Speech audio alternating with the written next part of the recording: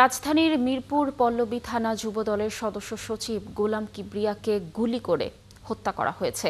মিরপুর পল্লবী থানার পেছনে C block এলাকায় এই গুলির ঘটনা ঘটে। পরে তাকে উদ্ধার করে সোহরাওয়ার্দী মেডিকেল কলেজ হাসপাতালে নিয়ে গেলে চিকিৎসক তাকে মৃত ঘোষণা করেন। কারা কি কারণে হত্যা করেছে তা স্বজনদেরও অজানা। এই ঘটনায় একজনকে আটক করেছে পুলিশ। আরও জানাচ্ছেন মেহেদি হাসান।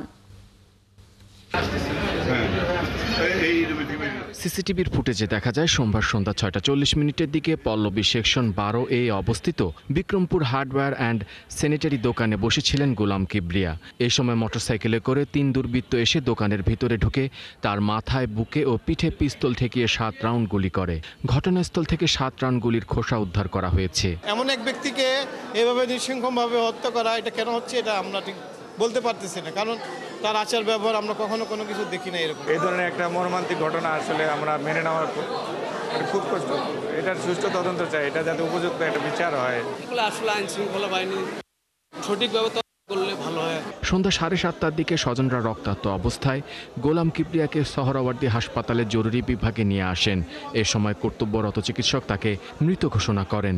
স্বজনদের আহাজারিতে হাসপাতালের বাতাস ভারী হয়ে ওঠে। 7টা গুলি তার বুকে লাগছে আর 3টা গুলি তার মাথা রাখছে। 6 জন 6টা হুন্ডাতে করে শাল পরে এসে দোকানে, স্যানিটারি দোকানে এসে গুলি করে রেখেছে। আমরা এখন পর্যন্ত জানি না কি কারণে, কারা বা কি কারণে ওকে মারলো।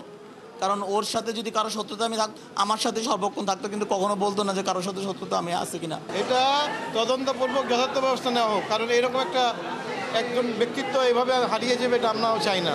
এই ঘটনায় পল্লবী থানায় মামলা হয়েছে। মেহেদি হাসান, 71, ঢাকা।